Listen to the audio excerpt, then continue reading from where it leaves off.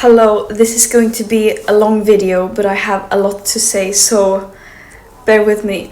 And we are now many who are safe and released from imprisonment and absurd mistreatment, but many of our comrades from Global Summit Flotilla are not, and they need to be released now. But most importantly, we are not the story.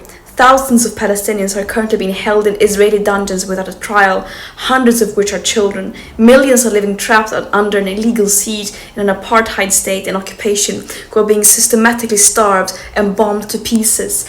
Basic societal infrastructure is being targeted and destroyed, and Palestinians are being systematically deprived of their very basic rights and means to survive, such as producing their own food, controlling their own territorial waters, and children being able to go to school. And the whole world knows that this did not start on October the 7th, 2023.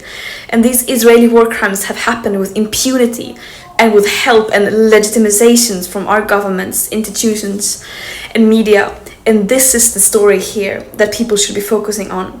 Do not let me and other volunteers on the flotilla be a distraction.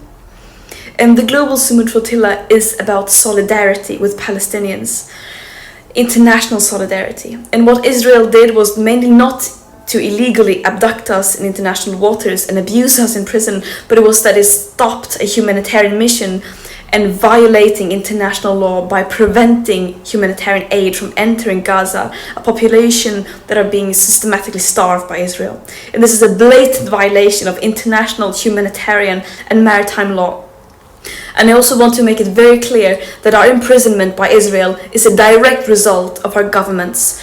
They keep talking about the importance of upholding human rights and international law and to get aid into Gaza. And then when we do their job, trying to do just that while being completely peaceful and abiding by international law, they fail to ensure our safety. And this mission should not have to exist. It is a last resort when all means fall short and when those in power fail to step up and do the bare minimum.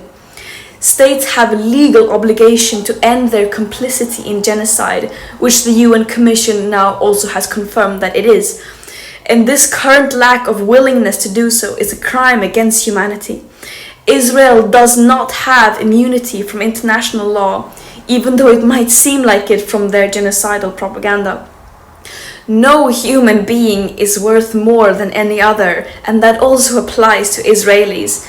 It's absurd that this even has to be said. And just to have it said once again, of course we are not running errands for Hamas, nor are we terrorists.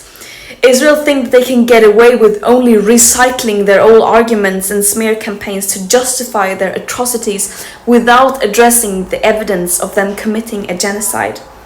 But the world sees through their desperate lies.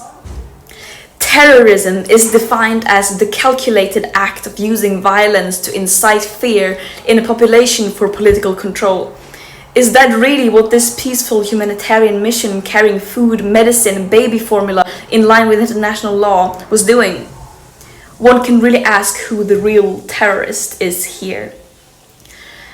And I stand by what I have said and stood for since I became an activist at the age of 13.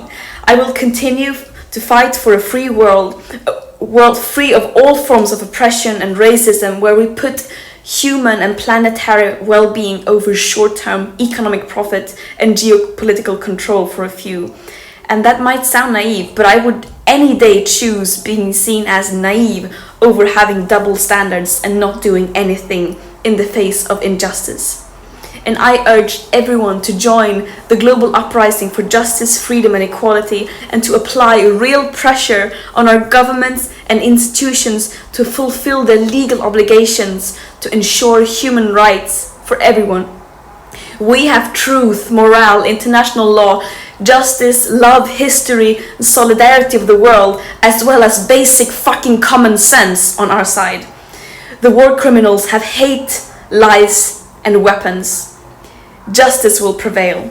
Free Palestine.